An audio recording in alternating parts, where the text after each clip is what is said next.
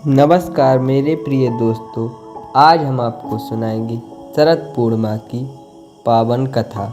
शरद पूर्णिमा से ही शरद ऋतु यानी सर्दियों की शुरुआत मानी जाती है। माना जाता है इस दिन चंद्रमा 16 संपूर्ण कलाओं से युक्त होकर अमृत बरसाता है।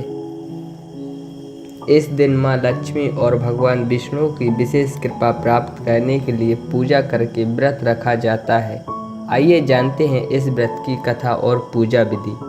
शरद पूर्णिमा की कथा।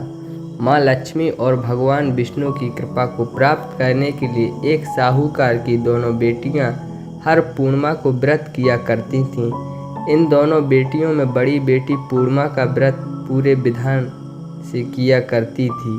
वहीं छोटी बेटी व्रत तो करती थी लेकिन नियमों को अनवर मानकर उनकी अनदेखी करती थी। विवाह योग्य होने पर साहूकार ने अपनी दोनों बेटियों का विवाह कर दिया। बड़ी बेटी के घर समय पर स्वस्थ संतान का जन्म हुआ। संतान का जन्म छोटी बेटी के घर भी हुआ, लेकिन उसकी संतान पैदा होते ही दम तोड़ देती थी।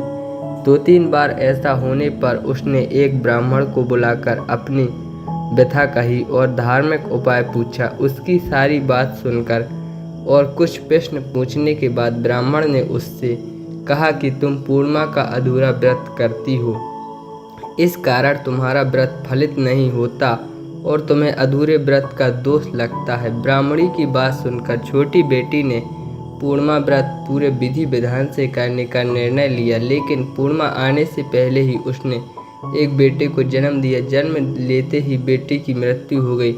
इस पर उसने अपने बेटे के शव को एक पीढ़े पर रख दिया और ऊपर से एक कपड़ा इस तरह ढक दिया कि किसी को पता न चले। फिर उसने अपनी बड़ी बहन को बुलाया और बैठने के लिए वहीं पीढ़ा दे दिया। जैसे ही बड़ी बहन उस पीढ़े पर बैठने लगी, उसके लहंगे की किनारी बच्चे को छू गई और वह जीवित होकर तुरंत रोने लगा। इस पर बड़ी बहन तो पहले डर गई और फिर छोटी बहन पर क्रोधित होकर उसने डांटने लगी, क्या तुम मुझ पर बच्चे की हत्या का दोष कलंक लगाना चाहती हो? मेरे बैठने से यह बच्चा मर जाता तो?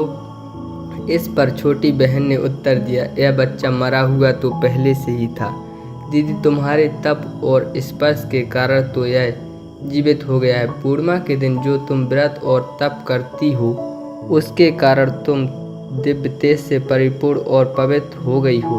अब मैं तुम्हारी ही तरह व्रत और पूजन करूंगी। इसके बाद उसने पूर्णिमा व्रत विधि विधान से किया और इस व्रत के महत्व और फल का पूरे नगर में प्रचार किया। जिस प्रकार माँ लक्ष्मी और श्री हरि से साहूकार की बड़ी बेटी की कामना पूर्ण कर सौभाग्य प्राप्त किया, वैसे ही हम पर कृपा करें। बोलिए लक्ष्मी मैया की जय।